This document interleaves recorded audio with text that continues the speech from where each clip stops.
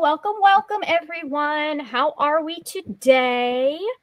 I am here with these lovely people because we're here to. Whoops! I'm dropping my knitting needles. We're here to close out Neva's 24-hour sprints. You have me for 6 hours. I apologize in advance if that's annoying. I don't fucking care. But welcome to the live show. And how is everyone? What are we? I'll start. I'll be nice. I'll start. What are we currently reading? I'm reading Innocent Mage at the moment. I might switch over to other books, though, at some point. Brittany and I are both supposed to be done with this by the end of the day. So, and then I'm also working on, I think what is going to be my final washcloth in this color, and then I need to move on to something else.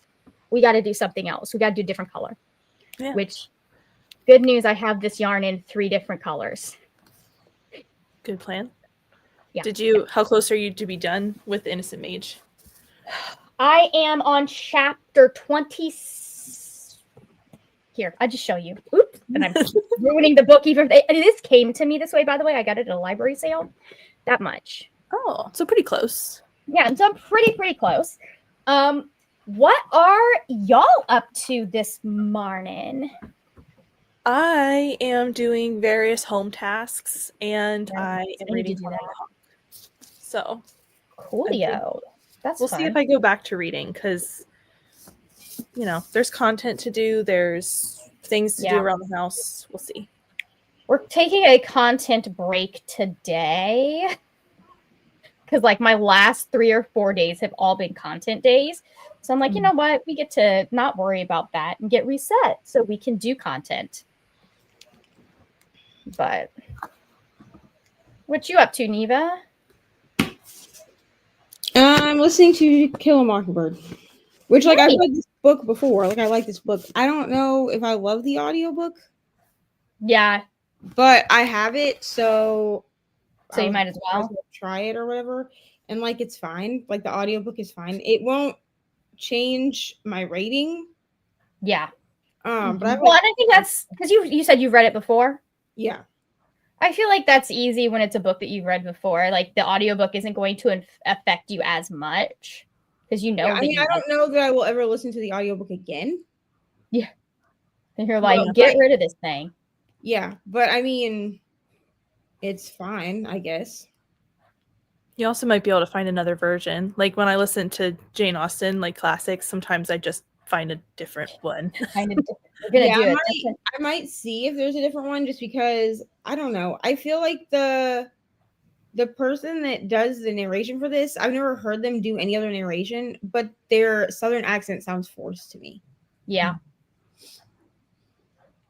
Yeah. Yeah, it really depends on what kind of Southern accent you're doing, too, because people think, every Southern accent is the same, and it's no, we've got different ones. Just within my mom's own family, we have different types of Southern/redneck accents. Because we've got Virginia, we've got West Virginia, we got Florida. I think we've got, either Tennessee or Kentucky, maybe? We got a bunch of them. Yeah, and this takes place in Alabama, but I just feel like her accent sounds super forced. Yeah. What did I just do? Okay, there we go. Anyways, let us check comments. Okay. Jess left us. Bye, Jess. Thank you for hanging. Kendra says, baby is napping. I'm going to eat some lunch and hopefully fit in some reading. I'm going to get brunch in this next sprint, I think, speaking of, while I am reading things. Hello, Glinda. Welcome. Butterflies and Books is currently listening to The Good Lie by A.R. Tor. We've got another bruncher now to the chores and reading Amari and the Great Game. Nice. Is that what? Is that the second one or the third one? I don't even know how far that series has gone, to be honest. Hey, Christina, welcome. I'm so very happy to be here for the next 6 hours. Fantastic. Hey, Cool Gamer. I love bright variegated yarns as well, but I'm doing So I'm following along with a YouTube tutorial like series that it was done by Goodknit Kisses. She's got one for both crochet and knitting, but I kind of had gotten further in crochet than I was in knitting when I started. And I'm like specifically buying the type of yarn that she uses in the video. So that would be a fun one though. 77% in the In-Between Bookstore by Edward Underhill, hoping to finish soon. We had a hi from Julie. Hey, Helen! Listening to A Killer's Kiss and Diamond Painting. Very nice. We have a Brianna. Welcome, welcome. Yes, hydrate, get a snack, check the laundry. I need to go get my laundry out of the dryer. It's been there for 2 days. Mine is in the washer. I need to thank you, Christina. I forgot about that. You're like, oh, that's right. That's right. Yeah. I need to pull that out and I need to fold it. So anyways, Glenda says, I'll be reading An Arc of the Dark Maestro by Brendan Slocum. I'm on chapter 20. Very nice. Very nice. What are we all doing in the next sprint? Do we have ideas? Or nah? Laundry. Number one. Gotta switch that laundry over. Yeah. I mean, at least it's cold weather right now, so you don't have to worry about it getting funky in the. Yeah. It should be fine, and it's a today. I didn't leave it overnight, so yeah. I mean, yeah, like Florida, if you do that, you have to wash it again. Yeah. In the summer here, I'd have to wash it again, but like I might be able to get away with it overnight. We would have to smell it. We have to there are days that it's hot enough. You got like maybe an hour or two. I believe it. The way it's, especially with your humidity. But and hopefully, possibly filming the TBR for me. We'll see. I gotta figure out. I gotta still choose some books, so I got a high roll this time. So that means. Oh no. It'll be fine. Regret.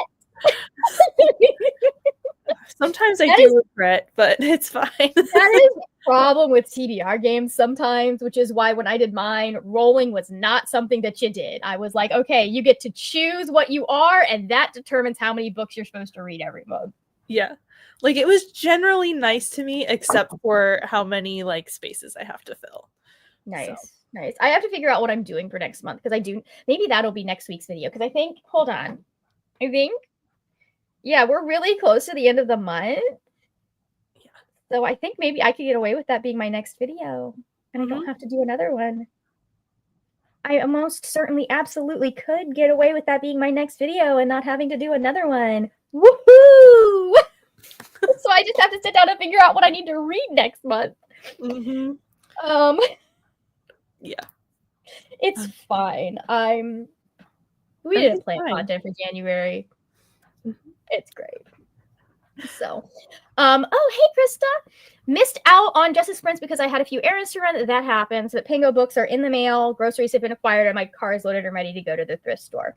I was going to get groceries today, and then I remembered I had this. So I'm like, okay, well, I've got enough food. Like, it's one of those grocery runs where I'm, like, in between. I still have a lot of, like, the main stuff. But, like, my veggies, I try to only get enough veggies for, like, a couple of days. Because if I do that, I will use them. But if I get enough to last me for the week, they will all go bad before I use them. Yep. And I don't know how that works. I don't know, but it's universal. Every time. Every time. And no matter what veggie I get, like if it's whatever, the veg always ends up going bad before the end of the week. Yeah. I don't like, I think part of it might be that like, if I get less veggies, I tend to be better about prepping them so that they'll last. Like my lettuces, when I do my lettuces, like I know you're not supposed to do this, but like I'll pre-wash them and like if you let them soak in ice water, they last longer. And then I'll wrap them in paper towels and stick them in a Ziploc bag. Nice. They can last for weeks like that sometimes. Oh, good to know. Let's see. Stephanie says 77% into Dark Places by Gillian Flynn. Hoping to finish it up in the next sprint, maybe 2. Ooh, we've got another person that needs to film. Ooh, okay. Jody says I'll be eating spaghetti bolognese and then watching Wicked. You know what? I also would watch Wicked twice. Then after, I'll be watching. I'll be reading Clash of Kings.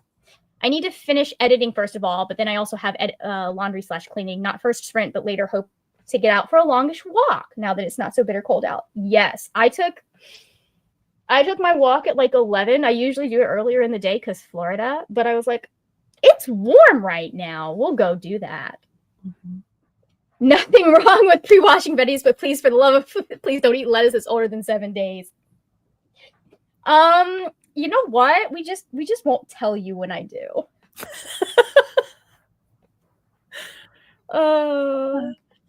Let's see. Ooh, at some point today, I need to catch up on the High Potential and Found. I think the new episode of High Potential is coming out on Tuesday. Ooh. So, speaking of lettuce that's older than 7 days, we have some that my mom fresh. Hey, I haven't gotten E. coli yet, but I do not recommend. So, anyways, I don't like eating bad lettuce though. So like if it starts going bad, I'm like, this is goodbye. I cook enough. I get enough veg for a week, but make sure I cook them up and meal prep within the first few days. Also, I use a lot of frozen veg because fresh veg in Canada in the winter isn't cheap, easy to access. Yeah, I've started freezing certain things. Like I found out you can freeze like scallions. You can chop them up and freeze them. They're not going to be crisp if you want them crispy, but like if you're gonna like saute them first, you're good to go. No, it is, I don't think it is the worst texture. I think it is like there's worst, and then there is whatever it is when you have to touch slimy lettuce or spinach. Like there's worse, and then there's soul leaving your body. Yeah. And that specific feeling is beyond worst. Yeah, it's terrible. I also found out because I've done worst textures. At least I can get through it. Slimy lettuce or cabbage, dude. I'm not getting through it. Like I'm going to cry. Lettuce or cabbage, I will do lettuce, cabbage. Spinach is the one that really, really hurts because like spinach, I feel like it either will last forever or if you look at it wrong, it's going bad. Right. Yeah. So I don't eat fish, Tennille, so I'm good. I grew up on a farm and had to deal with rotten fish sometimes. Ugh. I'll believe you though. I'll take your word for it. Yeah. The one thing I am consistent with is I do cut my meat up and freeze that shit like almost immediately because otherwise it gets buried at the bottom of the drawer and I have to toss it. So, speaking of, I do need to go freeze some sausage. So, anyways, yeah. Luckily, this is not a big meal. I just need to go. Like, I just need to go get more tomatoes. I think is what I need. Like, I hate it when it's like it's one thing that you run out of, but like it's something that you eat every day in your lunch, and you're like, I must run to the grocery store on a like I must brave a weekend grocery trip for this one thing. Yeah, and it's tomatoes, which I prefer to get from Aldi versus Publix. Because like I get as much of my fresh veg from Aldi as I can because they're cheaper when it comes to that stuff. Like there are certain things I can only get at Publix and I'll get them at Publix, but if I can get it at Aldi, I prefer but Aldi is so much further from my house than Publix. So I hate going out there for just one thing. Yeah. So maybe I'll go out there for the bookstore too. Anyways, shall we hop into our first sprint? Maybe if I can pull the timer up. There we are. Share that bitch real quick. And let's do that. All right.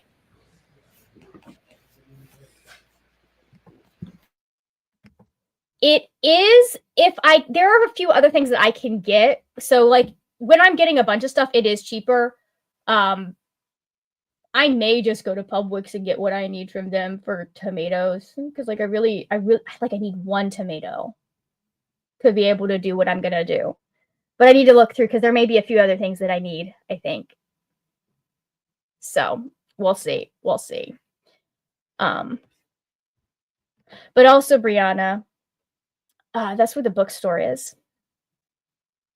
Like it's half the bookstore. It's halfway between the bookstore and my house. So like if I'm going out to get a tomato.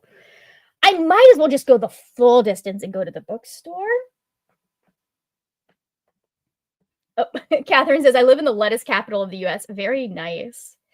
My mom is growing our own lettuce, and she's always so funny because she's like, well, you should use my lettuce. I was like, Mom, if I use your lettuce as often as I eat lettuce, it will last 2 whole salads, and you will have no more lettuce. So, like, I supplement it. In fact, speaking, I might need to, I'm like halfway done with my lettuce, so I may need to get more lettuce. So let's add this bitch. All right. We are going in 3, 2, 1. Let's go.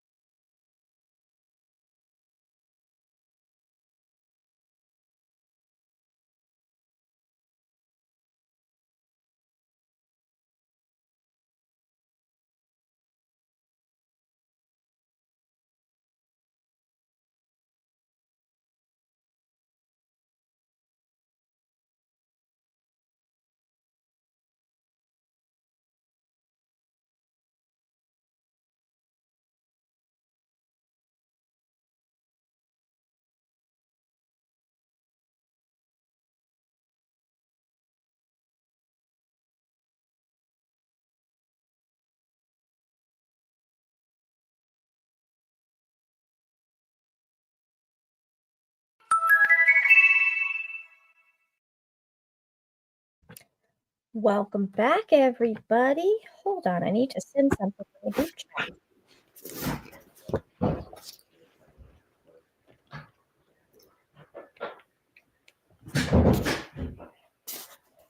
Boom. Okay, how did we do on that one?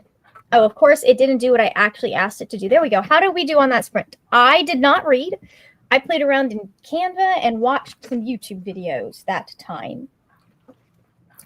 I also did not read. I watched some YouTube while I decided to bake cookies, which was spontaneous and not very well timed, but it's happening. Oh, well, sometimes you just need to make cookies though, man. Yeah. Right?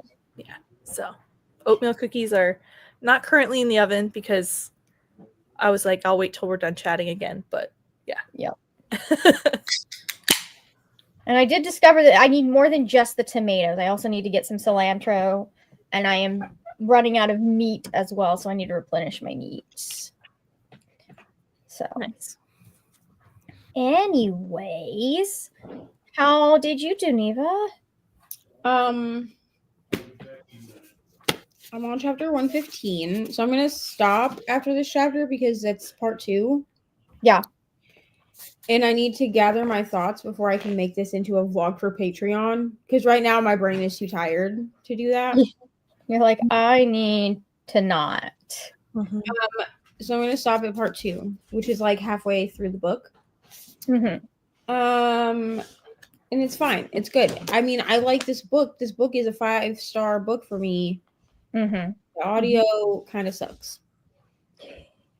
I'm so sorry. Like, and it really, honestly, like, it would not bother me if this woman just read the book in like her regular voice, regular accent.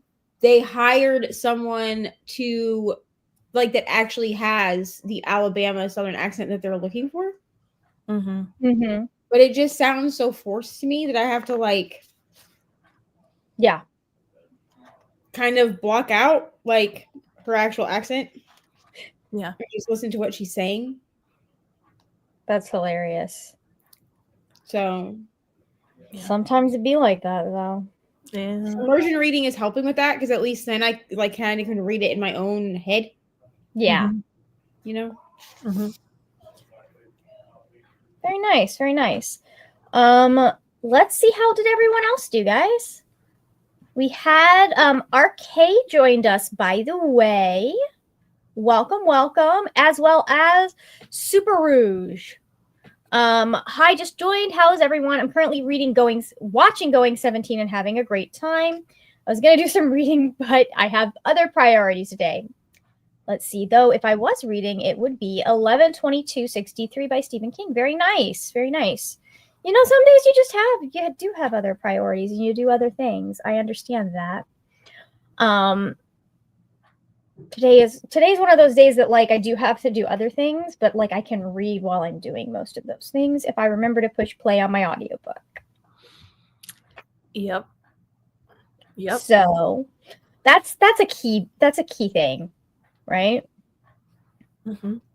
All right. Kendra says 30 pages away from finishing my book. Got to put it down for now, an adult for a bit. I hate that. Mm-hmm. Oh, speaking of adulting, I did remember to move my laundry over. Oh, very nice. I still haven't gotten mine from the dryer. Mm-hmm. So there's that. It's okay. Let's see. Tennille says made it to chapter 36 in Wonder Engine and pulled out a bunch of blue books for a pile of possibilities for February. Very nice. That's fun. And Chrissy says, my new Kindle got delivered, so I have just been setting it up. Hey, you got to take some time to get those things done, right? What kind of Kindle did you get, Chrissy? Was it the Paperwhite, or did you get, like, the Color Soft, or which one did you get? Yay. I know they've got a bunch now. So I remember when it was just the one, like, you had the one Kindle and that was it. Mm-hmm. Your only options were with ads or without ads. Yeah. Helen says watched 2 YouTube videos, diamond painted, and then listened to a bit to the audiobook, A Killer's Kiss. Very nice. I am all audiobooks all the time right now. which is very funny because like my first book of the year was fully a physical book. It was not audiobooking it at all. Yeah, I'm a either immersion or audiobook reader right now. Yeah. No solo physical for me right now. Well, part of it was, I mean, it's the Percy Jackson series, and I love that series, and I hate the narrator for it. I'm sorry. He makes Percy sound very whiny. Yes. And I know people like him, but I don't like him. I don't like it. I don't like it at all. I'm right there with you. Yeah, you're like, oh yeah, I don't like him either. Well, Alex says book is finished and it made me cry. Okay. I will probably try to log all the books I've read in January so far on Goodreads and Storygraph. I've read one book. I finished one book this month so far on the 25th of the month. I'm about to finish a second, hopefully. I need to get my Goodreads caught up. Yeah. And I haven't updated it since like July of last year. That's tough. Like, I was like, I'm using Storygraph for my stats, for my tier ranking. Mm-hmm. So I'm not gonna do that. I have to have that one done. And then I just never got around to doing Goodreads because I was like, I don't care really. Yeah. So. Yeah. Last year I was very willy-nilly. I was very accurate on Storygraph, very willy-nilly on Goodreads. Yeah. This year I guess I should say in 2023 I was very willy-nilly on Goodreads. And then in 2024 I at least tried to get them marked as finished just to kind of have it accurate in both places. Yeah, I used to use Bookly as my primary source of tracking what I was reading and when I finished stuff. But apparently they've redone things so that like things are not chronologically the way that I am used to them being, and I don't like it at all. Other than chronological? Yeah, no, I don't know what system, no matter what system I have them do, it just is like all of these books that I'm like, okay, it has the ones that I'm currently working on. And then the rest of them are like random books that are from years ago. And I was like, what the heck? That doesn't seem very helpful. It's not helpful at all. Oh, it made figuring out what books I read last year so difficult when I finally went to update that. And I was like, oh my God, I want to just get rid of this update. Yeah. So anyways. I don't know why all the apps updated like very slightly where things are at the beginning of this year. Yeah. I'm like, I cannot with this app. And so I may be moving to like primarily doing Goodreads and Storygraph again, because it's annoying me. To be honest, I've only been using Bookly for the timer. Yeah. And that's primarily why I like Bookly, is for the timer. But I really don't check like the stats or like how quickly it tells me that I've read a book or anything like that. Yeah, I've been using it to do, well, I do like it for the fact that it will tell me like, okay, it's going to take you this much time. And if you want to finish this book by this date, you need to have it read this much per day and yada, yada, yada. So I like that little piece of it. Mm-hmm. But I don't like how they're organizing things right now. So I don't, we might have to try something different that has that's the thing, is I would fully get rid of Bookly, especially since I pay for it, if I could find another app that had a timer. Right. Yeah, because I pay for Bookly too. And if there was another app that had a decent time, like if Storygraph added a timed feature to it, then cool. Because like really the thing that's the most up to date for me is my spreadsheet. Yeah.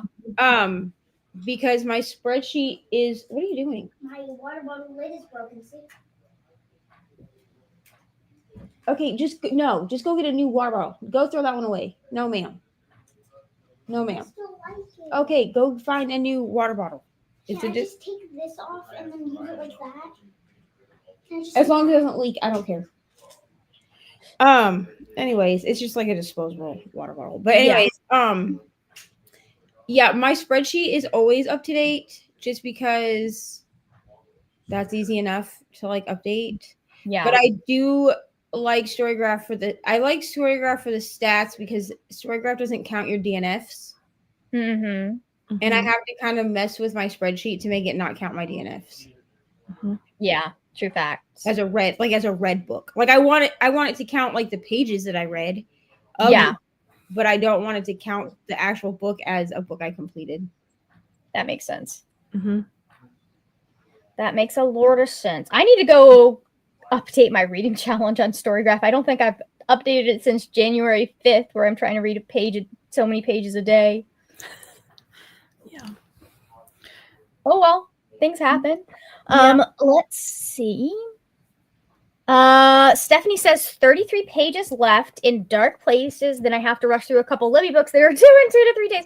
I have a book that I need to pick up and finish because it's due in a couple of days, and I don't think I can renew it because it's a popular one. Okay, the Kindle was a birthday gift from Chrissy's parents, and I got the Paperwhite Signature 2024 edition. Canada does not have the color soft, and I wasn't willing to wait until we did to upgrade. My old one was from 2018. My old one is from probably longer ago than that. I have to read my Kindle before bed to get my brain to stop and my eyes to get heavy. I also have it on dark mode. Who doesn't? To be honest, who doesn't? I update my Goodreads and Storygraph at the same time. They each have different strengths. Yeah. Let's see. I don't use Rouge doesn't use anything to track my reading. I don't like having to sign into things in order to use it, if you know what I mean. I understand that. I am signed into all of the things. Like, if it's something that I am going to use, I'm happy to sign into it. I don't think you should have to sign into something to get pricing information. Mm-hmm. I'm going to be annoyed about that because what is it? The Skillshare makes you sign in to get pricing information because they price things differently based on region, which, like, okay, if different content is available in your region, sure. But like, you should just be like, hey, if you live here. Anyways, I'm going to Alex is going to eat lunch, film a vlog clip, and continue their audiobook for How to Excavate a Heart. Has anyone read a book series called The Rosewood Chronicles by Connie Glynn? She's a very underrated. Wait a minute. Hold up. I may have one of those. No, I think that's different. She's a very underrated author from England. The Rosewood Chronicles is her debut series. It's so good, and I want more people to give her books a try. Give me just a second. Let me see what.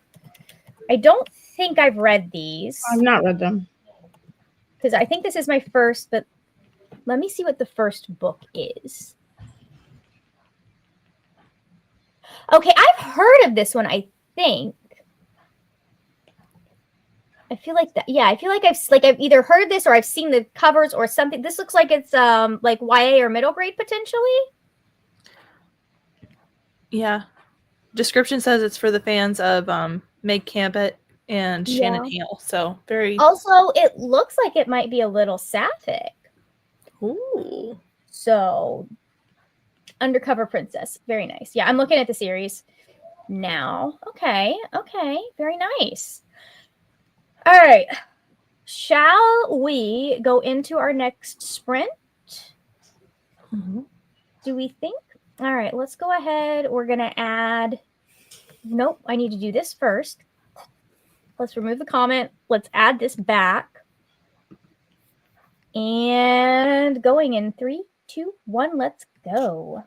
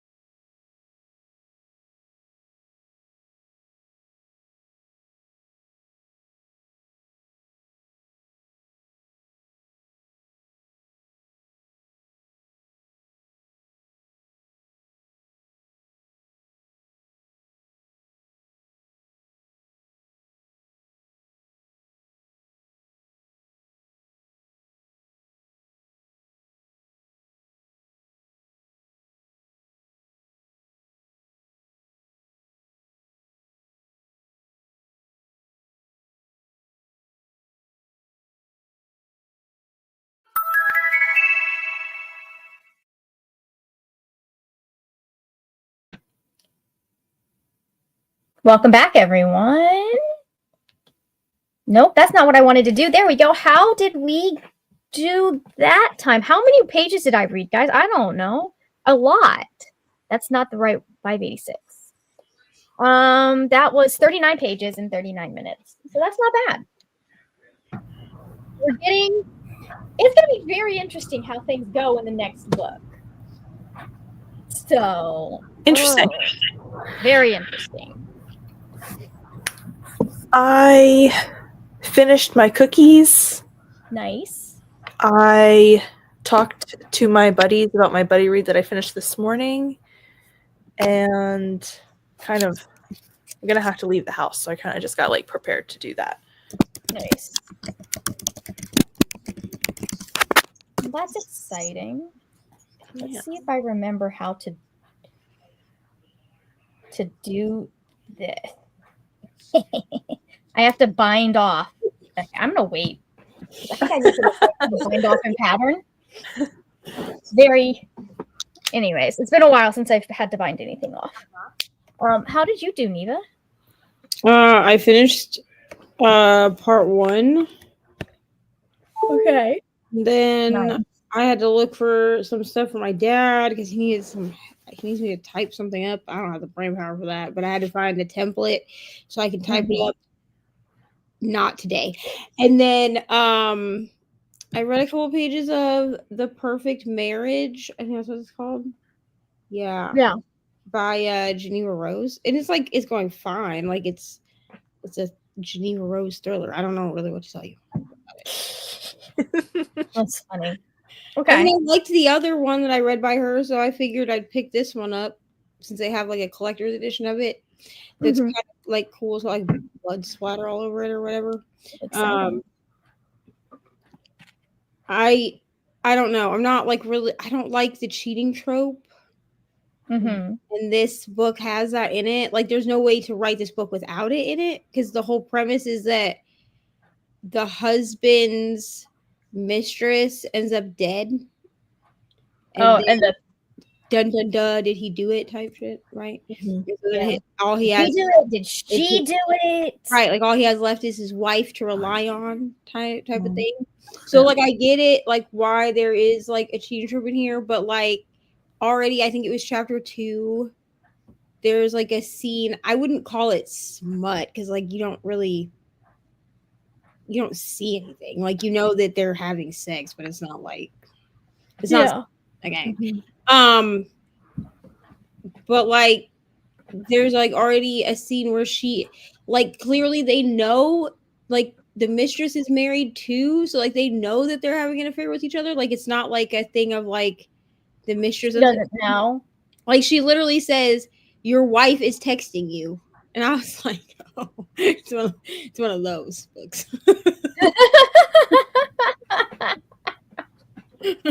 Like, you know what I mean?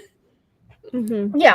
So I mean, I like Geneva Rose's writing, and there's supposed to be a second book coming out. Yeah. I don't know what it's called, but there's supposed to be a second book coming out that goes with this. The Perfect Divorce, I think, is called. So I mean, I'm willing to give it a chance. If it sucks, and I just won't read the second one. That makes sense. That's one way to do it too. All right.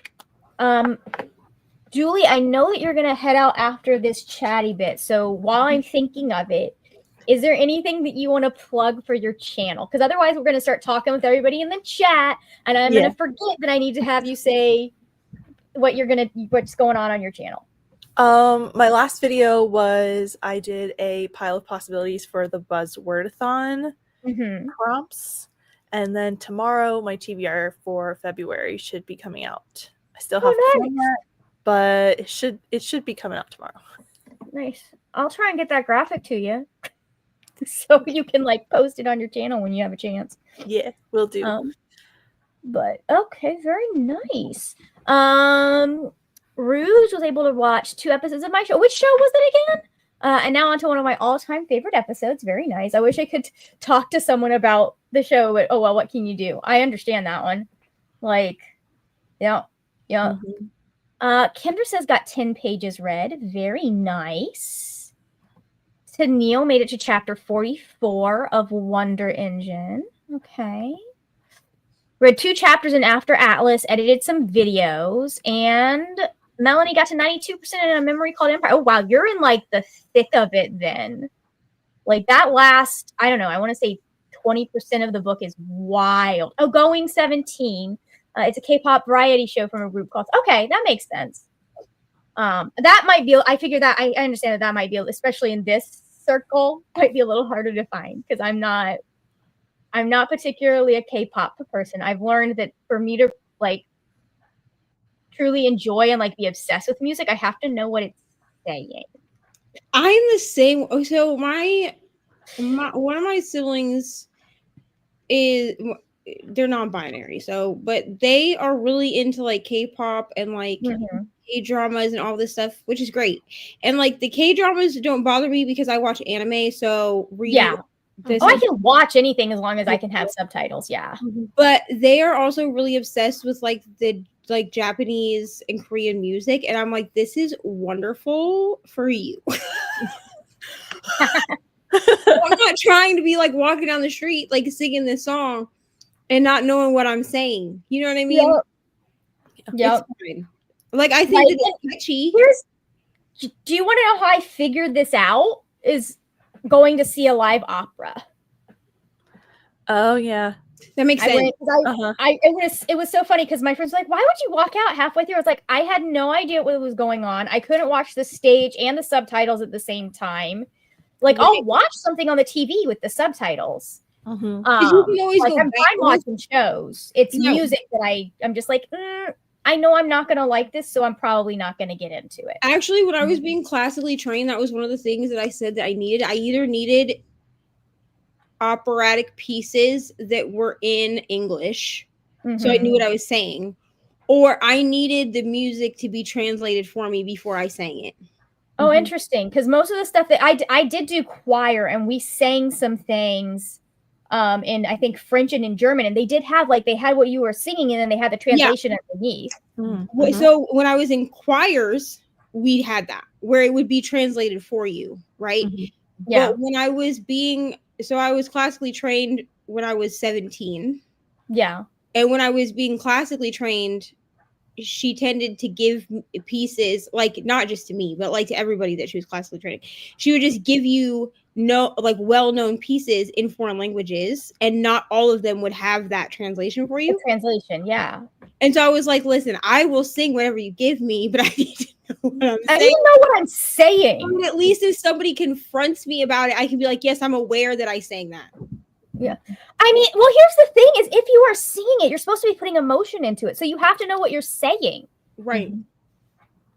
Yeah. So but yeah, in school, like in high school, like they gave us I think all of our pieces they had a translation line, so you could know what you were saying, but that wasn't what you were saying when I was being classically trained. Not all of our pieces. Like even if it's not on the sheet music itself, you need like the verses in the chorus to have so you know what you're singing. Yeah. So Patricia says, getting my reading journal ready for February. Very nice. Hillary didn't read much, making a tofu stir fry for dinner with a peanut sauce. Very nice. Rouge was gonna read this next sprint, but because it's their all-time favorite episode, they're gonna watch the show. I understand that. Yeah, see, I'd be fine watching the variety show. I've watched K-dramas before. Like, I really enjoyed them. It's just, my mom. No, here's the thing. I understand why people listen to it. It's very fun. It's very catchy. My preference, though, just like this, I like listening to, I'll listen to it. It's just, it's not going to be on repeat if I don't know what I'm saying. But the way I said, I might not know what you're saying all the time, but you can roughly translate the lyrics, and the groups I love make me feel comforted and happy when I watch their music videos and variety shows. Like I said, I want to work it. Okay, very nice. So I'm learning Korean. And I feel like if I got to a point where I was consistent enough with trying to learn Korean, that would be a really good way to do it. It makes sense in that situation. I just don't know Korean yet. So, and again, I'll watch music videos. Yeah. I'm just like, My if I'm friend going group to had a listen to music, K-pop phase in college. Like we all got into it for a while, but then I had trouble keeping up with, because the turnover of groups at that time was very high. So like as that was we probably when the idol culture was really, really bad too. I know it probably Yeah. hasn't improved all that much, but I know it was worse. It was a few bad. years Like ago. once we got a little older and realized what we were like, what was going on, we were like, ugh. But yeah, it was like we had a lot of fun with it, and I like the music, like you said, is really really catchy and really comforting and fun. But yeah, we slowly drifted out of it just because we couldn't keep up. Like I feel like bands stick around a little longer now. Well, and I also feel like the ones, especially over here, the ones that we know are the ones that are really, really big, right? Yeah. That have the staying power. Mhm. I also like K-pop. You end up learning a couple of words, and you can also look up lyric translations to know more or less what's being said. Yeah. Let's see. I tend not to listen to lyrics anyways. The voice is just an instrument to my ears, so I've had a variety of languages on my playlist, whether I speak languages or not. That's nice. I'm like, for me, the thing about music that interests me the most, and this is probably the fact that I grew up on Broadway stuff, is the story behind the music. So like that's the thing that I like the most. Hey, Glinda, welcome. 17 specifically makes me feel happy and comfortable. I want to recommend them to everyone. Well, you should keep doing it. Everyone should give them a try. You know what? Like that's like me with Percy Jackson. Like everyone needs to try it at least. So, all right, Julie, I know you are heading out. Have a good rest of your day. I'm gonna get our. Yeah, for me, the question is the music danceable? I will take both when I can, but like, can I sing it? And is there a story there? I think that's my most consistent issue sometimes with Taylor Swift is I'm like, girl, put it up higher. You're too low. In the kickout isn't any better. Last year was it? There were not only were their safety bad, but also the idols of certain groups were not great last year. I don't want to get into it right now, but yeah. Okay, I was under the impression that some of the stuff happening in the contracts was not completely gone, but being pushed back against successfully by a few people. Because I know that like stuff gets weird with those contracts. Have you read Once Upon a K-Prom by Kat Cho, by the way? I think if you haven't, you might enjoy that one because it's like fully centered around around K-pop and actually kind of looks at some of those things. So it's really fun. But Julie, have a great rest of your day. I'm going to get Julie linked down below in the description box because I'm hacking a fraud and haven't done that yet, but we'll fix that. Is there anything else you want to say before you go? No, just have a good rest of sprints, guys. And Neva, I hope you get some sleep. Beautiful. Well, let's. Okay, bye, friends. I'm not sure I'll still have Neva by hour like what 5 or 6. I'm like, okay. Yeah. Margaret, I'm here for the long haul, dude. You got it. If I have to, I'll have Ryan bring up the rest of my books and I'll organize more books. Nice. I mean, organizing books is always good. I might be the Lulu by hour 24, 23. It's fine. I was the Lulu by hour 8 last night, so. Take a nap. It's fine. I have closed my eyes periodically throughout this day, and then somebody comes out here and is like, "Are you sleeping?" No shit, Sherlock. What does it look like? If I was, thanks for waking me up. That drives me. My mother does the same thing. She'll do this like, I don't know if you guys can hear this, but she'll do this on my door, like this little really soft tap. Are you awake? Bitch, I am now. I am now. My dad walked out here earlier, and I was laying sideways in the chair with my eyes closed. It was during Jess's sprints, and I was like, okay, I'm gonna listen to my book. I had my hood up like this over my eyes. Yeah. My eyes are closed, no glasses on, because without my glasses on, the hood actually hits under my eyes. And then he walks out and he's like, "Are you sleeping?" And I open my eyes and I was like, "Not now." Listen, I was not raised to be able to ignore my parents. They did not raise me with that luxury. So, Right. Like, if a parent you is say talking to me, something, I'm I'm going to immediately awake because I'm going to get in trouble if I'm not. I can ignore just about anybody except Ari and my parents. Yeah. Yeah. So, anyways, let us go for another hour. What's wrong? And I will get everybody linked below in the description box in just a minute. So 3, 2, 1, let's go.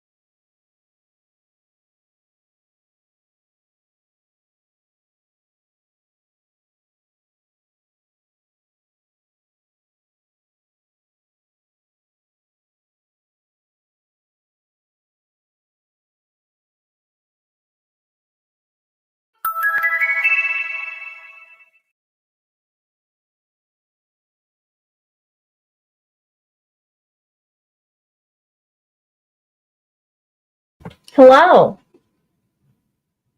I have no idea how much I read because there wasn't a lot of reading that got done because I was finishing that stupid freaking washcloth. And so now we're moving on to the next project that I have stuff for, and it's a more fucking moss stitch. I hate my life. Well, I also did not read because I put books on my shelf. So, anyways, okay. I read 20 pages, I think. Yeah. I did not read. I put books on my shelf. So now all of my unread books are on the shelf. Nice. All of my special editions are on the shelf. Nice. And or what I consider special editions, I guess, because I guess a couple of them are like Walmart exclusive or like Barnes and Noble editions. Well, those are special editions. If it's an exclusive edition, it's an exclusive edition. Right. And then I have my original cover for Magnolia Parks on that shelf too. Oh, very nice. We have one of those downstairs that I've told my parents to hang on to because they want to switch my room or where we have our offices, and then my brother's room, which is like it used to be the nursery, so there's room for like a bed and a dresser. Mm-hmm. They want to switch that so we have a proper guest bedroom. I don't think it's happening anytime soon because I stay up late and I do things in the evenings that require me to talk. Right. So I can't exactly run D&D if my dad is sitting right next door trying to sleep. Right. But if we do make that switch, I'm going to move that into the office so that I have it. Yeah, but now I have all, there's like 64 unread books. Nice. Maybe a little bit. Why? Is it too early for her? It's a little bit too early, so you're going to have to wait probably another hour. Mom, I'll let you call her before you go to bed. What? When can I make my dinner? Because I'm still hungry and I already ate lunch. I ate pizza rolls for lunch, but I don't know what else to eat because we don't have any pizza rolls. I ate the rest. I'm going to make mac and cheese here in about an hour. Someone needs to yell at me next time I forget to remove the timer. So anyway. I didn't even pay attention. I'm not going to lie to you. Where's the timer? Right. Okay.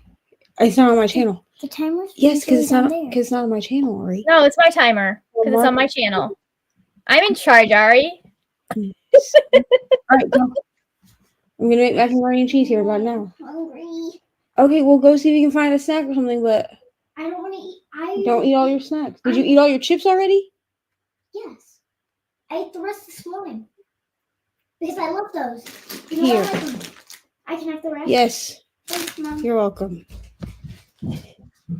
Ate an entire can of Pringles in less than 12 hours, but that's fine. She's a growing girl. She's got to have food. It's fine, dude. As soon as this tax money comes, I'm telling you what, I'm buying snacks. Good. And my Walmart now delivers, which they didn't do 6 months ago. So I'm not even going to go buy the snacks. I'm just going to order them and make them drop them off at my house. Yeah. Nice. I think we're going to do the shopping as soon as sprints are over, depending on how late sprints go, because Aldi closes at 8. So I may wait until tomorrow and do it tomorrow morning. But we'll see. I need to get some cleaning done at some point. But I'm obsessed with this whole knitting thing. So we're just going to ride that out until I'm frustrated with it. That's fair. Which we're going back again. We're sticking with the moss stitch, so I might remain frustrated with it. Mom, don't you need these for chili cream cheese? So anyways, how did everyone else do? Go. Brianna got filming done. Yay. Good for you. It's a bug in my room. Catherine finished their book. No, that's Margaret. I meant Margaret. Hi. I love you. Love you too. Congratulations on finishing your book, Catherine. Tennille made it to 51 of Wonder Engine. Very nice. Arcade read 4 chapters of The Exiled Fleet. Nice. Hey, Bella. I just joined about 5 minutes ago, so I only read something like 3 pages. Understandable. Just came back from watching a couple of minutes of my show. I also made a spread in my journal about going 17 because I realized that I can add pictures in the journal app I have. Very nice. I keep trying to find like one of those because I know there are like small sticker printers that you can buy. And like you can print out black and white or in color stickers. And I'm like, I just want to do that, be able to do that with stuff. Rather than having to print like a whole, a whole sheet of stuff. Although I do have sticker paper for that. Hey, Kendra finished their book as well. Very nice. Rouge says, I think I have 94 or 96 unread books. Please send some. I have more. I should say that I do have a box of books. It's still in Indiana. And I know there's at least 6 more books in that box that I haven't read. Because I know that I have the second Amari book. I have the second Legendborn book in there. And then I have the second Crescent City book, which I haven't read. I don't know what else is in that box. Yeah. That I haven't read. Like I know other books that are in there, but I've read them. Like I have my Legends and Lattes book in there, but that I've read that. I don't remember what my exact count was when I finished the video, but I want to say it was in the 160s or 170s when I did my physical TBR check-in. And I know that amongst our friends, I'm not even the high end. So I feel like I'm probably the lowest one as far as a physical TBR. To be honest, I can eat a box of Java cakes in less than 12 hours, and I don't recommend that, but I love them. Listen, I can put away an entire package of Oreos in a single day if I don't pay attention to it. Actually, I will regret it. Oh, my stomach will be killing later, but I can do it. I will not feel good. My skin will be awful. I won't. Yeah. Anyways. Hey Steph, been lurking. I haven't done much reading today. I'm watching bookshelf organization videos for inspiration. Very nice. Yeah, I want that printer as well. That's why I can't keep a physical journal because I can't make it look as pretty as the bullet journal is on. I don't worry about making it as pretty as the bullet journalers on YouTube. I just worry about, can I make it look the way I want to make it look? And that's like I use a combination of like scrapbooking techniques and drawing and stickers and stuff like that to do what I want. I'm very happy with how some of my spreads turned out when I was doing the whole Taylor Swift albums thing, and I want to get back to doing that because I haven't done all of her albums. And I didn't use the entire month for some of them, so obviously I have to do all of them again. Duh. So, anyways, I need to start just making time in my life for bullet journaling because I like doing it. I just never make time. So, okay, let's go ahead. Shall we do, we've got 2 more hours to go. Let's do another hour and then we can do like a 45. That's fine. Depending on how long we talk. Or we might do a final hour. Just depending on how long we chit chat. But I will see y'all at 6 o'clock. And go.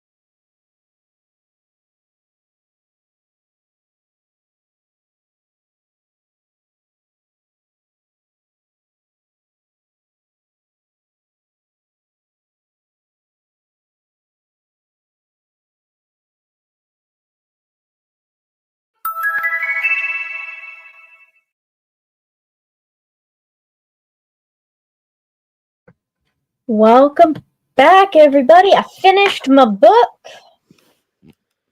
and I'm on the second repeat of this thing. It's supposed to be a cowl. I don't know when I will ever use one of these, but you know, it's learning a skill. That's the important part, is the learning of the skill, right? So, anyways, how did you do on that sprint? I read a couple pages and then I started editing my February TBR video. Okay. Because I don't feel like, honestly, right now I don't feel super tired. Yeah. I feel like I'm gonna crash at like 10 p.m., but like I don't feel super tired at this moment. I'm like, I'm awake enough. It's fine. So I did read a few more pages of The Perfect Marriage, which is fine. I'm enjoying it. Cool. And then while I was reading, like I was listening to my February TBR because I do have to superimpose some pictures of book covers for that. But yeah, hopefully my TBR game is less confusing this year since it's all prompt based instead of like switching between being prompts and being like actual books. Makes sense. We still have an abundance of freaking wheels because I had to in order to have it be prompt based, but well, yeah, wheels make things so much easier though, is the thing. And I even explained like at the beginning of this TBR, like I am a mood reader, but I'm a structured mood reader. Yeah.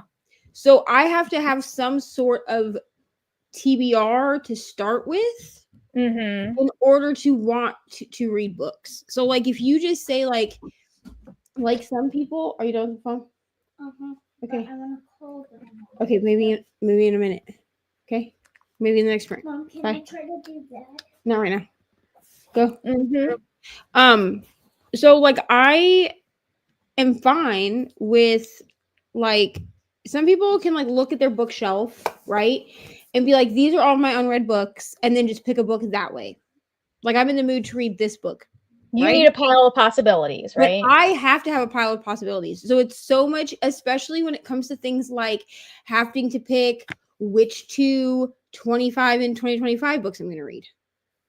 Yeah. There's 25 options. I don't know which ones I want to read.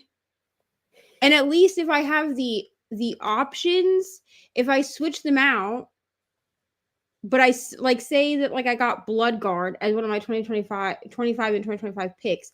Didn't feel like reading that. So instead, like I put that back and I read, wow, there's a lot of fancy in my 2025. Her Soul to Take by Harley LaRue, because I was in like a dark romance mood. I would still count it as being like successful. I would just say like I switched the book out. Yeah. Because I didn't feel like reading it. But at least if I have a pile of possibilities, I have somewhere to start. It's amazing how quickly you can know what you do and don't want to read once you have a pile of possibilities. You're like, right. And honestly, the books that got picked for, including the ones that are on my Kindle, but the ones that I physically own that I see, there's really only one on February's TBR that I'm a little bit questioning, and it's because it's a Colleen Hoover book. And I just don't know if when it comes time for me to read this series, I'm going to want to pick it up. But that's really the only one that I'm looking at that I'm like, I don't know if I'm going to want to read this. But also, like, the Colleen Hoover books that I have left need to get off my shelf. Understandable. Like, I need to read them or not. But, like, at this point, all my Colleen Hoover that I haven't read has been sitting on my shelf since 2023. Yeah. So. Okay.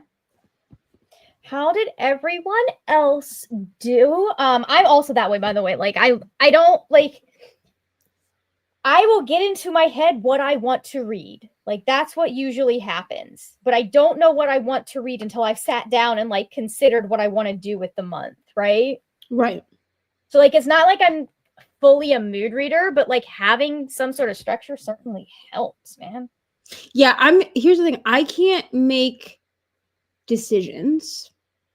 Like I'm a person who like you need to give me options But don't be like for instance, like if Ryan is like, where do you want to go for dinner? I don't know. What are the options? Like that's literally what I say to him because I'm like, what are the options? Because you ask me that gives me too many things to think about. Yeah, there's too much analysis that has to happen. Right. Like give me, you know, like 3 options and I'll tell you which out of the 3 sounds best. Yeah. That sounds relatable. That sounds incredibly reasonable. Goodness. Okay, we have some people that have things to say. Okay, how did we all do? Okay, that was some stuff about bullet journaling. We'll go past that. After reading Phantasma, I'm having trouble picking a book. It's between The Nightmare Before Christmas or The Lights of Prague. Okay. I feel like Nightmare Before Christmas feels like a Christmas read. So I'm going to say Lights of Prague. I think it is. Yeah. So I'm also going to say Lights of Prague. I wanted to read The Nightmare Before Christmas this year, but in 2024, I just didn't get to it. So it's on my pile of possibilities list for 2025 Christmas time. Yeah. And I have figured out that I bought a bunch of, when Gigi and Bo did their Christmas drop, I bought a bunch of Christmas bookmarks and I don't own a single Christmas book. Like not one. Whoops. So I was like, okay, so 2024 is 2025 is the year that we actually like purchase Christmas books. Yep. I mean, listen, you can do festive bookmarks even if the book isn't a festive book. Tis with the season. I mean, that is true. I mean, I'm going to use my Christmas bookmarks even when it's not Christmas time. But I was just saying, like, but it just surprised me because I have things for every other season. Like every other season? Yeah, like I have spooky books. I have summery books. I have, you know, my thick fantasies that I like to read when it's cold outside. But I was like, how do I not have Christmas books? And I think it's just because I read Christmas books on KU. Yeah. My opinion, Christmas is a little overrated. So it's fine if you don't have Christmas books. But I do know that there's at least 2 that I've read that I would love to own. Yeah, that makes sense. But I also find that when I go to the bookstore, like even at Christmas time, I don't gravitate towards picking up the Christmas books. Yeah. That makes sense. All right. Tennille says, I finished Wonder Engine. Very good. Good job. Very good story. The duology is kind of like one continuous story, Clockwork Boys plus Wonder Engine. Yeah, that's what I feel about the book that I just finished. Like, I feel like we stopped halfway through the story. Like, it feels like her author or her publisher made her, like, take a really big book and cut it into 2. That's what I need. That's what it feels like. So, anyways, yeah. It is what it is. Sometimes that's the thing that happens with books. So, RK says 2 more chapters in the Exiled Fleet, 8 snacks. Snacks sound delicious right now, to be honest. I'm so hungry right now. I'm going to get dinner when I'm done this, though. Ash also says, I can't read without prompts, but I'm a mood reader. Yup. 71 pages for CC. And we had Melanie finished a memory called Empire and started my February bullet journal spreads. Let's see, it's weird to have a pile of unread books, but if I was to try and say, okay, this month I'll read this, this, and this, I won't touch them because I feel too pressured to read it, so I can't pick it out. Can't pick out the books. I have to look at whatever I have, then whatever I'm in the mood for, that's what I'll read. Does that make sense? Yeah, that makes sense. Yeah. Well, see, and that was where I was having problems last year. So when I started doing Wheels of TBR last year, I was like, well, this will help me read down my Kindle books, because basically what I did was I took every book that I own physically and on my Kindle and I put all of them on a wheel. So every other month I would use that wheel with like format. So basically it was based off the format of what books I would read. So if I owned it fit on all 3 formats, it would go on all 3 wheels. But then I found that I wasn't reading the books on the months that that it wasn't a prompt-based game. Yeah. Because I was getting these like random ass books that I didn't really want to read. And at least if I have on my Wheels of TBR this year, I do have a few different Kindle specific prompts. So like I have a Kindle Unlimited prompt. I have a Kindle book you own. I have a stuff your Kindle day prompt. So if I get one of those, then it's up to the wheel to pick the book that I read. But I am able to like DNF. I'm not one to push through books if I don't like know. So for January, I actually did DNF 2 different books. One was an audiobook pick, which was The Last Song by Nicholas Sparks. I started it and then I was like, I would rather just watch the Miley Cyrus movie if I'm going to consume this media. This story. And I'm no longer in my Nicholas Sparks era. Okay. That was like 2010, 2012, Neva. I was like in love with Nicholas Sparks because I was still very much in my evangelical era as well. And I didn't know any better. So to me, Nicholas Sparks was like scandalous romance. You know what I mean? It's not scandalous at all. Look what I read now. But back then, it was very scandalous to me. To 20-year-old me, it was very like, oh my God, I shouldn't be reading this type thing. Right? Okay. So I DNF'd that, and then I DNF'd this like dark romance that was a Stuff Your Kindle Day book that was called Fear and Desire.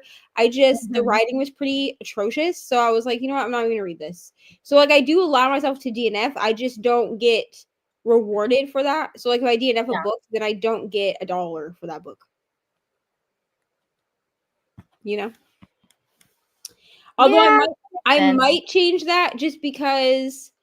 So for January's TBR, I didn't do the reward system because I announced it in February. Yeah. But I may change it for my March one. I may change it because now that I'm saying that out loud, I feel like I should still get rewarded for DNFs. I do too. I attempted the book. You got it off of your TBR, man. And with a book like, say, We Used to Live Here, that like my Libby books, if I have Libby books that come through in the month, if I read them in the month that they come through, then I get rewarded for it too. Get $1. Because good job, girl. So I feel like if I'd read We Used to Live Here in February and I DNF'd it at 55% like I did in January, I would still reward myself for that because I at least attempted the book. I'm going to disagree with you on one very important point. I think you should get rewarded for January. Even if you didn't announce it, I still think you should pay yourself for it. I mean, shit, I'll give myself $7. Yeah, give yourself that money. Because I did talk about it in the February TBR video. I said I'm not going to reward myself for January, but if I did, because I wanted to explain how it would work. So I was like, if I did, then I would be receiving $7. So because Margaret said I will put $7 in my cash envelope.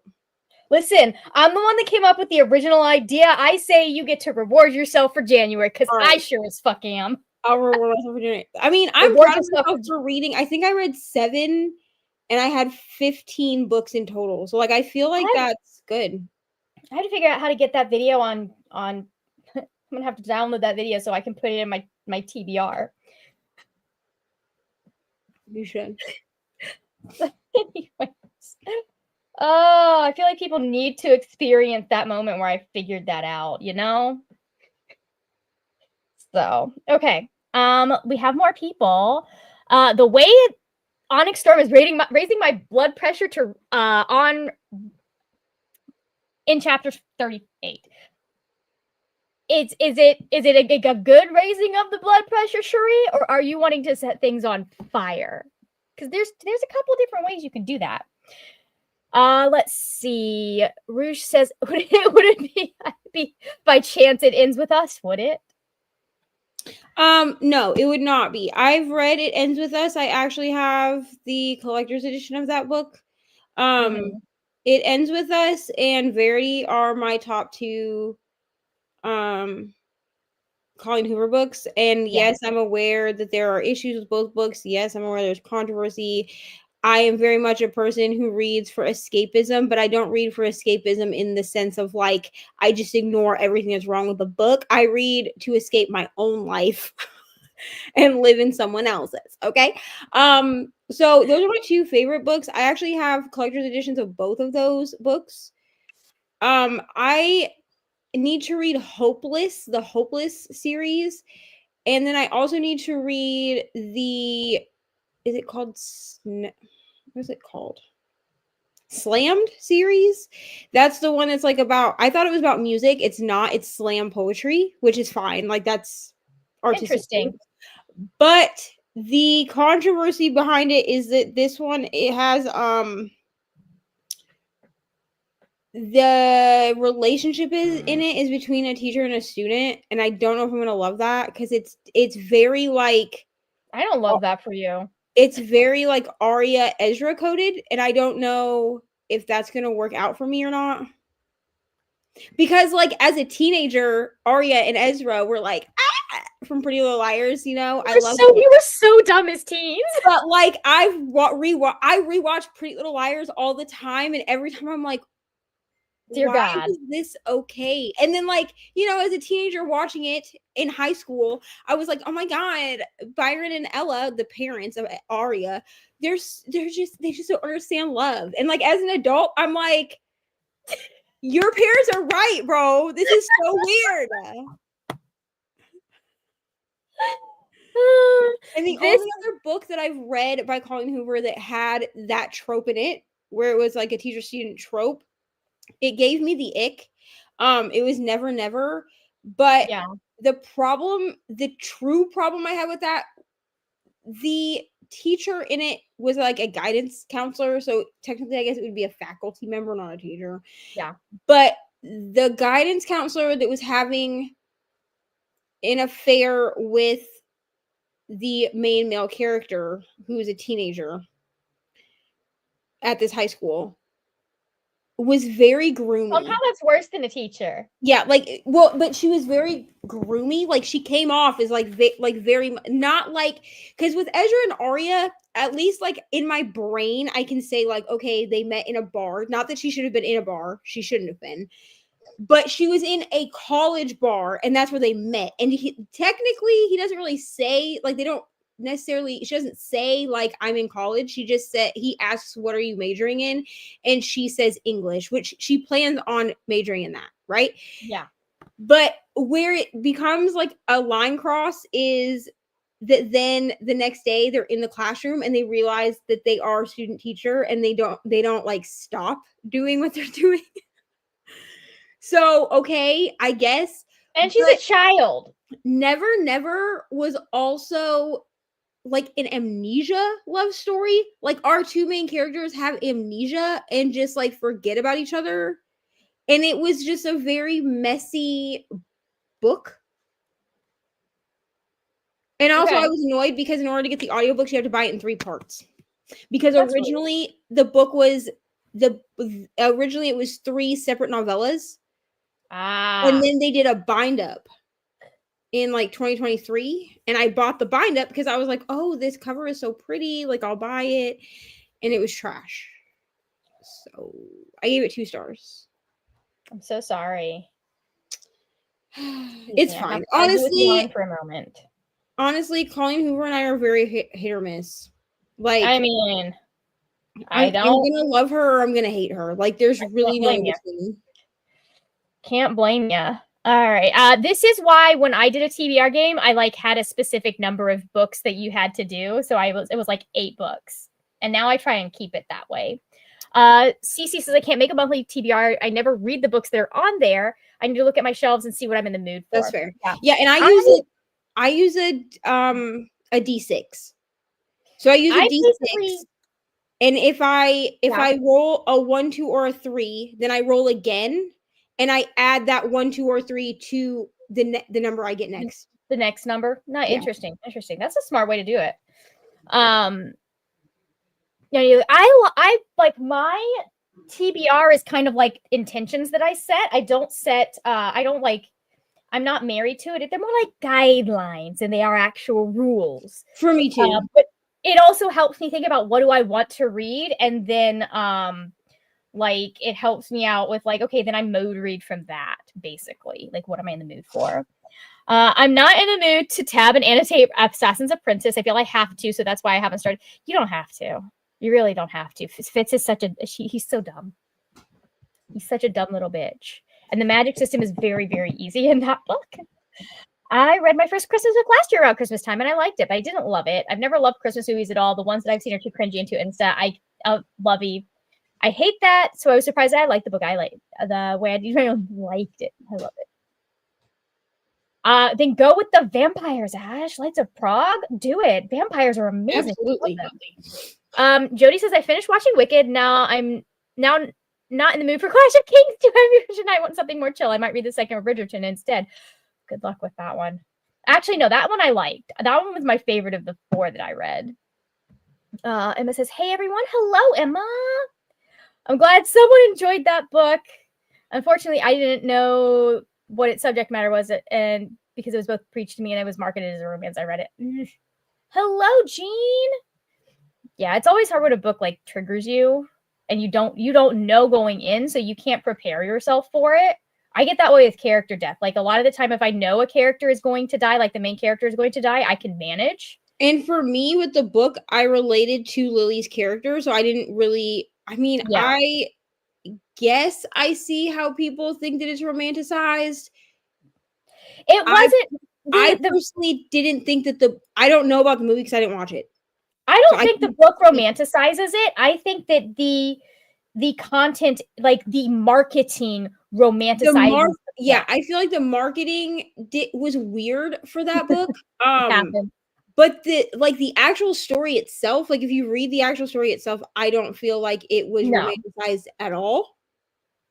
Yeah. And I know people who've read that and gone, holy shit, I'm in an abusive relationship. Yeah. And I read it when I was in an abusive relationship, and then I read it, I reread it after I got out of that abusive relationship, and was like, thank God you're not dead. That's basically what I told myself. So yeah. Patricia says, I put all my physical books in a list and added numbers to them. I use the number generator to choose my next read. My TBR is running wild at this point. Oh my God. 360 plus books. I wish I had the room for that. That would also require an entire personality change. So never mind. Like I get so angry when I have books that I don't like. So I know I follow somebody who does, she does a version of Wheels of TBR. I feel like Wheels of TBR is just such an easy one to make your own.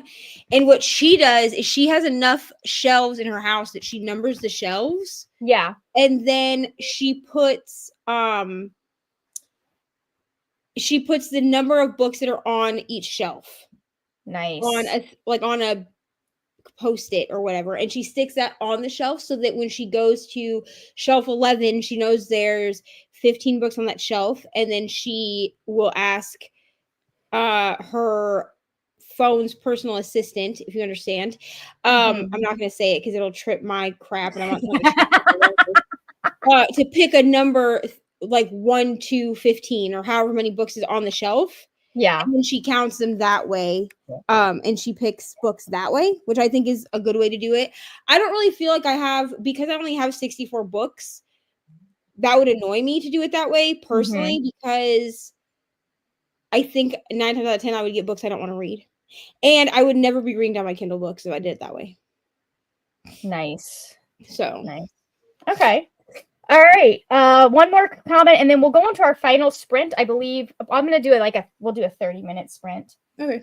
So, let's see. Well, I'm happy you enjoyed the book. I have a low tolerance to that sort of subject matter. I don't know if it's the right word. No, that makes sense, but it taught me to do research before buying a book. Yeah. Sometimes research before buying your book is important. And I think, I don't know, I would rather be spoiled for something that's going to upset me, then go no spoilers. I'm also very fast and loose with spoilers. I really don't care unless I know for a fact I'm going to be reading or watching something soon. For the most part, I kind of just, okay, cool. Yeah, there are only a few. I forget everything. There are only a few things that will actually make me not pick up a book, trigger-wise, and even those things, having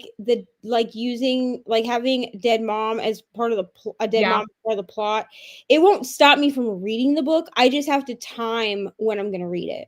Yeah, you have to make sure that you're in the right headspace for it. I know a lot of people that are like that. They're like, I can deal with it. I just have to make sure that I am in the right headspace and I'm doing certain things. But at this point, I read so much dark romance that like I feel like I'm just like desensitized to most things that would be super triggering to other people. Yeah. That makes sense. All right. Let me go ahead. We're going to pop up. I'm going to start the last comment so I know where we start. And then we're going to pop up this guy right here. And we're going to go for 30 minutes. I will see y'all in 30. 3, 2, 1. Let's go.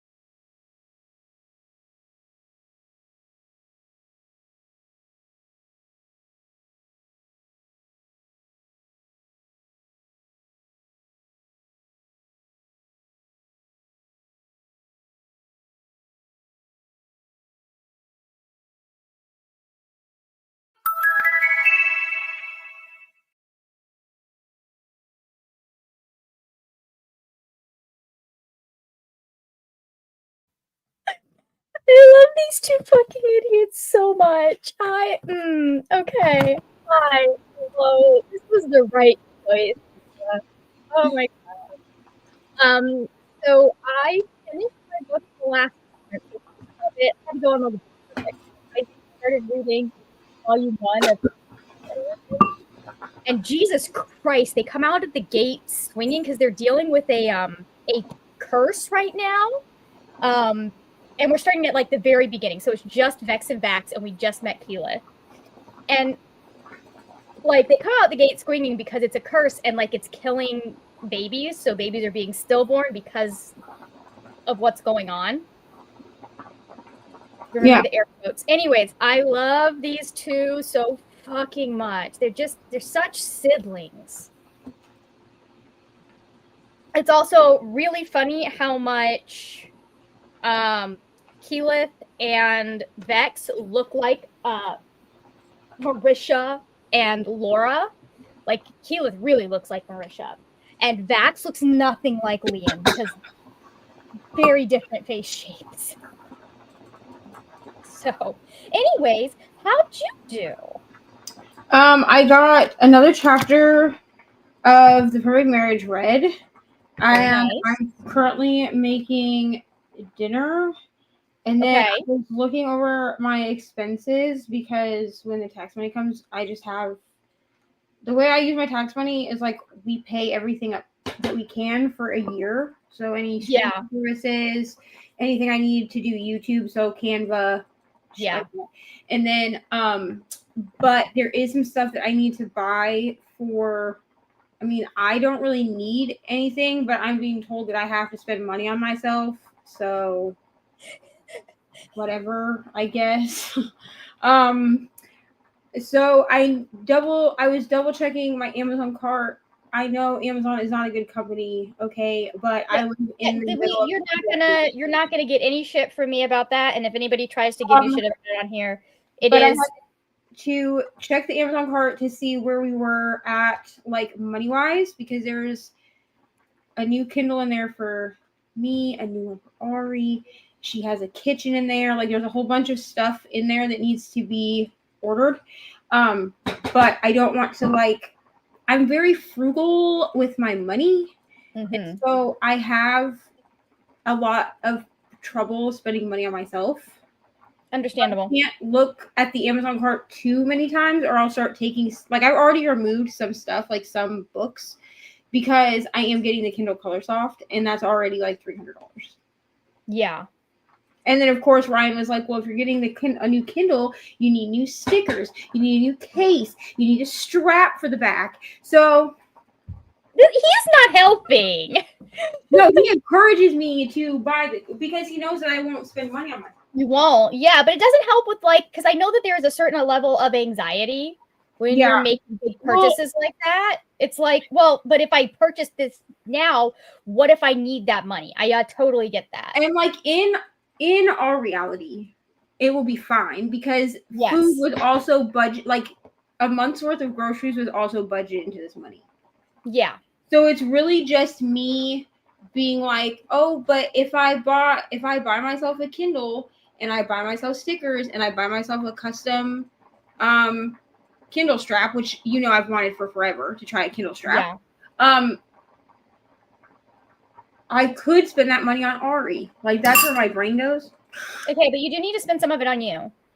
Right. And that's where Ryan is at. You cannot spend all of it on Ari because that is how you get a spoiled child. So you need to spoil yourself some too. And so he was like, well, she's already getting this. And like she's getting a this year, instead of having like a birthday party with a lot of people, she's getting she got to pick an experience for her birthday. Nice. So the experience that she decided she wants to do is Build-A-Bear workshop. Oh, cool. That's fun.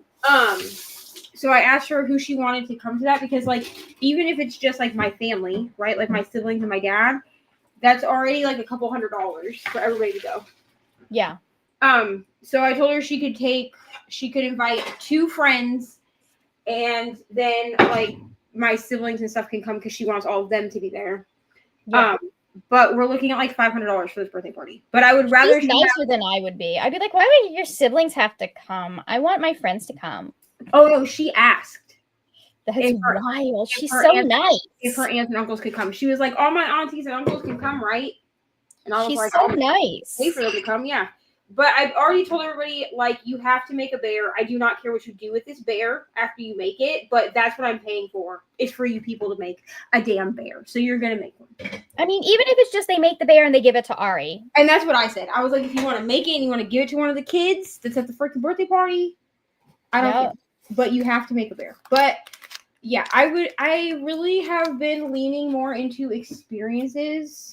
Yeah. 2024 than into like buying her just more shit. More toys and shit. Yeah. I feel like of toys. She doesn't need more toys. And if she does an experience, then I'll take pictures and she'll have like a memory of it and all that. Yeah. And that's an experience. Well, that's an experience also that she gets something out of, right? Right. Like you can buy her souvenirs, you can do that kind of stuff. You budget that into it. Yeah. So I'm just like, because I already buy her like stuff throughout the year that she would want, like toys and stuff. So I'm like, why am I going to buy you more toys for your birthday? Like, wait until she gets into like expensive books. That's when you go, okay, yeah, you're just getting books. You're getting books. You're getting more books. And then when she starts wanting to collect freaking like special editions, I'll be like, all right, cool. I'll spend $200 on a special edition book that you think that you need. And books take up so much less room than toys. I'm saying, and see, she does like books, but I think that because she sees me reading on my Kindle all the time, she wants a Kindle. She wants a Kindle. So she will read paper books, and that was part of why in 2024 I started going more towards reading physical books again. Like I was trying to get myself to read physical books again so that she would see me reading a physical book and not just see that they're on my bookshelves. Yeah. So yeah. She might like the Princess in Black series. I know my niece really likes that series if she hasn't read it yet. She has not. I will look into that. Yeah. It's Shannon Hale is the one that wrote that. Okay. Let me know when she's ready to get into Dungeons and Dragons, okay? Just let me know. I will. You'll be the first to know. Anyways, okay, let's check in with the comments. God, I'm so excited that I'm reading that comic book, and why did I wait this long? Why did I not pick it up the minute I freaking bought it? Listen, I really want to read a comic book. I was like, I support this, dude. Yeah. I'm obsessed right now with Vox Machina, and I'm on the second to last episode, and I've been taking my fucking time with it because I'm like, I don't want this to be over, even though it means I get to like go to other stuff in the Critical Role thing. Right. I'm not ready for what I know is because I've been in and around the internet. Again, I don't care about spoilers for the most part. So I kind of know what happens because I can't like have been in and around Critical Role and Dimension 20 the way I have been without getting some spoilers. So I do know what happens. Anyways, where did we leave off? Okay, there we are. Jody's here. Jody's comment. Talking about when we were talking about I don't buy books now I haven't already read or buy secondhand from charity or book sales. So normally less than that. I typically will I'm trying to get back to like where I'm primarily buying books that I want that I've read or books by authors that I know I'm going to like. I try to avoid buying books that I do not know enough about to feel like I'm going to really enjoy them. Ash has read 14 pages of The Lights of Prague. Tennille has 2 TBR books I should start now, so I finished before February. Am I reading them? Mood reading impulse strikes again. Listen, hey, this technically was a mood read, but it's also on my it's also on my TBR because I said I had to read it when I made my TBR. So I get paid for this one. I get paid to read books now. I'm paying myself. But listen, I'm always like, I just wish I got paid to read books. And now I'm paying myself. Neva, I stole your idea to buy fake money. That's totally fine, dude. That's totally fine. I went and I bought fake money because, like, you know what? I can put the money in to represent and then I'll just change it out for real money whenever I get dollar bills and stuff. Yeah, because my thing is that if I have a running tally of the Monopoly money, then I know that at some point I need to go in and I need to add that money to the actual money to that cash envelope that is digital, because I may not have the money right then when I'm filming my TBR, but I can figure out how much money I owe myself and then put it in when I have it. And like if I'm doing the fake cash, that means that I can like put that in the jar, and then when it comes time, I can go get real money to put in. Exactly. Anyways, let's see. Rouge says, "Oh my god, okay, I didn't do anything in that sprint, but I fell asleep. That's okay. It happens." So when the timer went off, I said, "Oh my god, I'm so sorry." 29 pages of a shifter book for Jody. I have a whole series in the box set on Goodreads. I do count each book separately or one box. I count them separately, Jody. Come on, that's a cheat code. That's number one. Are they separate books? Count them separately. But if there's also Goodreads goal. Yeah. You want to hit that. You want to hit your goals. If it's a separate book on Goodreads, count as a separate book on Goodreads. Anyways, Glinda got to page 199 of The Dark Maestro. Is it any good? Are you enjoying it? I think you said this is an arc, right? Yeah. You are very welcome, RK. This has helped me make progress. And you all start on a book when the characters do things that... RK. Yes. I have been on the last Farseer book for 3 years at this point, because I'll pick it up and I'll be enjoying the story, and then we will go to a specific plot line that I absolutely freaking hate, and I'm like, I can't do this anymore, and I put it down for months. Let's see. I wouldn't say I'm obsessed with Amazon, but I do think that here's the problem, is they provide services to people who would not otherwise get like that kind of delivery service. So I recognize that right now. With where I live, yeah, Amazon is a place that I try so hard to balance it out by ordering from small business. So yeah, any accessories that I need for my there we go. Any accessories that I need for my Kindle outside of cases, because I do buy the clear cases, and I've had trouble finding clear cases that don't have stuff on them. But all of my stickers, all of my pops, like my pop socket, my straps, everything like that, they come from small business, because I feel like that balances out what I have to order from Amazon. And unfortunately, because of how small my town is, unless I'm planning to drive 1 to 2 hours away, some of that stuff's not easily accessible to me. So yeah. And here's the thing that's hard about Amazon. I do try to limit what I spend on Amazon. I do too. Especially when it's books. If it's a book, I'm probably going to buy it from somewhere else, unless I'm in a specific circumstance where it's only available on Amazon or because I do not want Amazon to have any more of a foothold in the publishing industry than it already does. Like, that would be bad. I no longer order physikical books from Amazon. I will still buy Kindle books because I have a Kindle. Yeah, you don't have a choice there. But I wait until my kid, because most of the books that I would want on my Kindle get steep discounts eventually. I just watch those $1, $3, and $5 deals. Yeah. Well, and this is why because there was a point where I was fully boycotting Amazon. Yeah. And then I found out that Amazon Web Services is actually how they make most of their money. Yeah. And it has a large share of the internet, so you have to fully cut yourself off from the internet to fully boycott them. Yep. So it's one of those companies that's like, you can do targeted boycotts on specific products, like I do with books. Yeah, but boycotting them in like on a large scale is very hard. Yeah, especially when you're in rural areas and they are one of the few people that will deliver, or one of the few ways to get certain things out to those areas, because they're not in the stores. Like the iced coffee pods that I like for my Keurig, cannot find them anywhere in my town. I cannot find them. I've checked every grocery store. I checked this town over both ways, and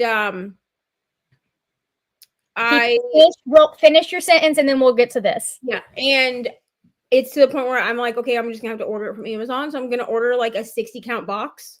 Yeah. What have I done? Okay, everything's fine. I thought I screwed something up, but we're good. It's okay. That Annie gave me.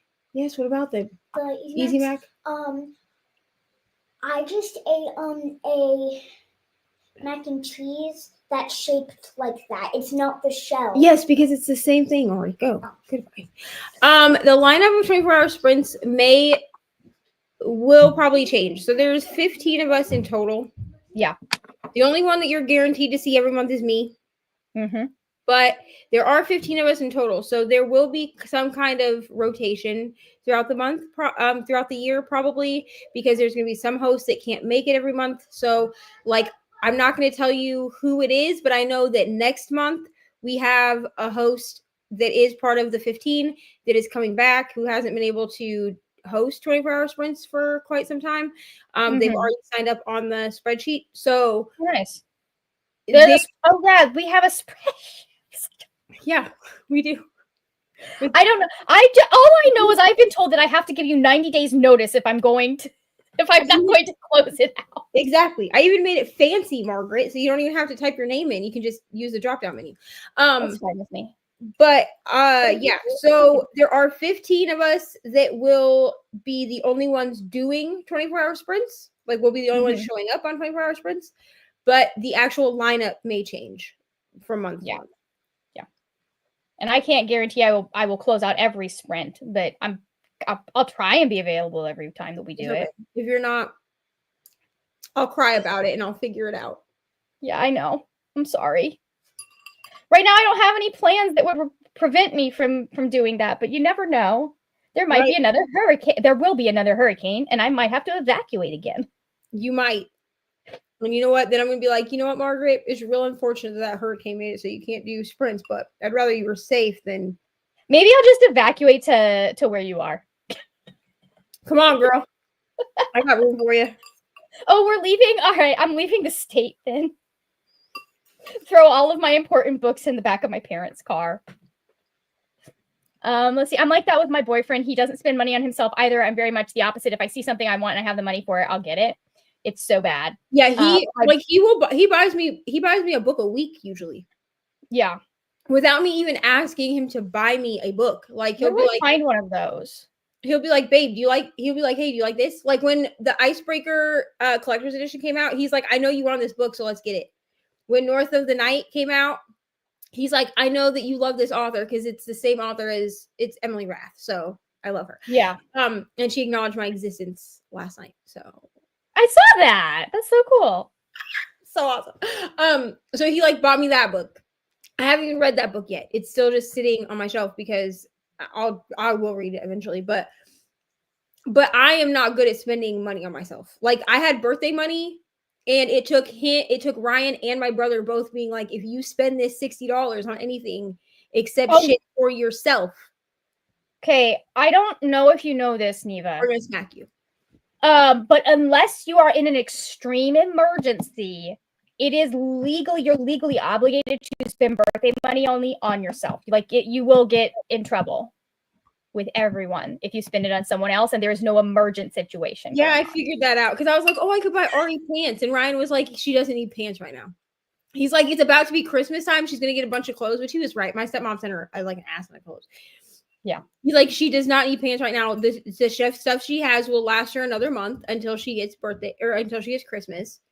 Yeah. So I spent it on Kindle stickers. Good for you. God, and you can get I would say that's a lot of Kindle stickers, but I know how much those can be and how quickly that money can I get mine from Gigi and Bo. Yeah. So they're only $2 to $4 a piece. Oh wow, you got a lot of Kindle stickers then. Because Ryan told me to do this, so I actually put every sticker I would want from Gigi and Bo. If I could buy every sticker I want. I went through the whole website, put them all in my cart, and it was only $100. Wow. And there was 60 some stickers in my cart. Nice. Yeah. Yeah, he doesn't like spending money on things that aren't important to him, which is a good thing. I'm like that too, though, I guess. If I see something that I know I want, I'll buy it for myself. I don't wait. Yeah. But I also I'm not running around spending money willy-nilly. So right. My parents did the experience birthdays, loved them. Yeah, I just feel like she's 7. Yeah. She's about to be 8. So I feel like at this point it's time for experience birthdays where she gets to take a couple friends and the family goes and we hang out and we do something fun as opposed to just at the park with cake and ice cream. Yeah. And gifts. I just feel like eventually she's going to outgrow that. So if I start doing experiences now, she's already used to it. Yeah, that makes sense. Yeah. I've never had a birthday party. I've never had friends growing up, and my mom never had the money. That's hard. Sad. Hopefully, when I'm 30, I'll get on. That's only 5 years away. We did birthday parties when I was a kid, but then I grew up, and mom was like, "What do you want to do for your birthday?" And I'm like, "Be left alone." Yeah, as an adult, I don't really do birthday parties. Like my grandma would take us out to dinner for our birthday. Ryan, like I did birthday sprints this year. Ryan insisted on like buying me things for my birthday, which is fine. But I'm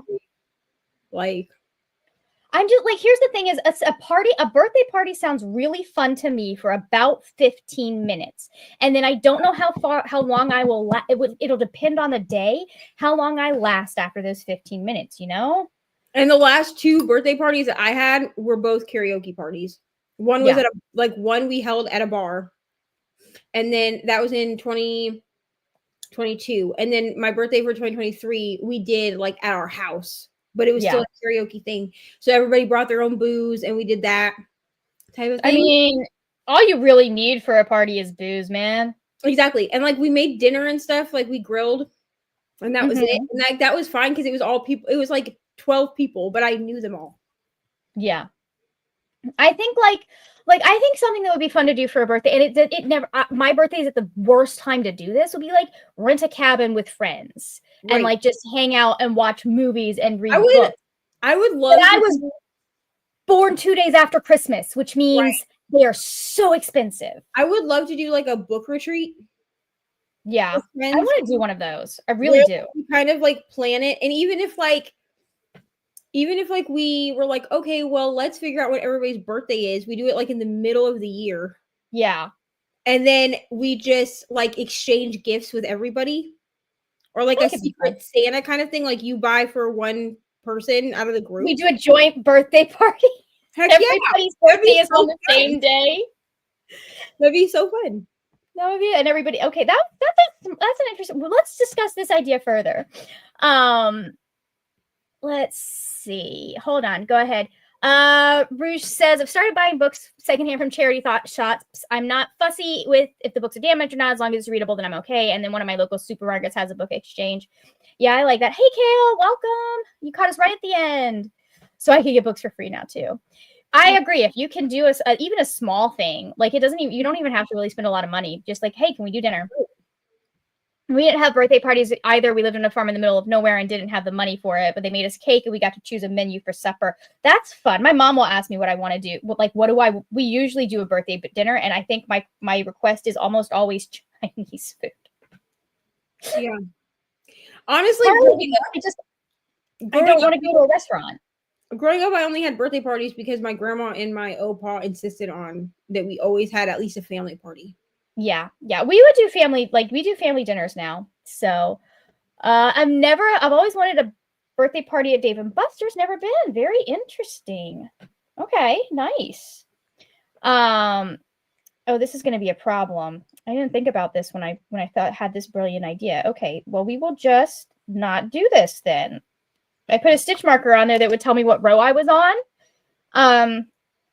And it doesn't fit on my giant ass knitting needles that I'm using right now. So anyways, we fixed that. My husband hates celebrating his birthday, so we just have husband days throughout the year. Yeah, like it's not that I don't like celebrating it. It's just that I'm like, well, what am I gonna do? Like the people that I actually want to spend it with are in other states. No offense to my mom. So, good night. I need to head off as well. I'm hungry. I need food. I think I'm gonna make ramen. So, anyways, mac and cheese. So yeah. I feel like and I've started doing fancy ramen where like I cut up a green onion and I take if you mix together like a raw egg and like some mayo and some teriyaki sauce with the ramen stuff, and then you've got to temper it correctly, but like you can pour in the broth after. It's really, really yummy and gets you protein too. So anyways, thank you for joining us. This was January's 24-hour sprints. When is February? So people can put that on the calendar. Do we have a date for that? Yes. February's is going to be The 21st and the 22nd. Beautiful. Okay, 21st and 22nd of February. Yep. So anything you want to plug for your channel real quick, Neva, before we go? I have my January book tag that's up.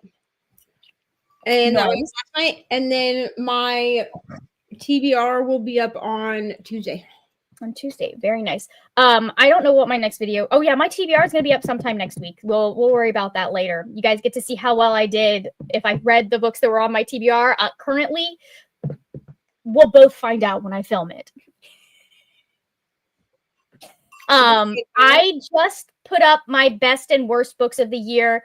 But also, if you haven't seen yet, I'm doing a little Thieves read along with Leandra over at Leandra the TBR Zero. So if you want to go check that video out, it would be amazing. Get it some views. See if you want to read the book with us. It's such a good book, and you guys know I love it. And thank you all for joining us. I will see you next weekend when we do sprints next weekend, because I'll be doing sprints. We won't be doing this next weekend, but I'll be doing sprints next weekend. So I'll see you later. Bye.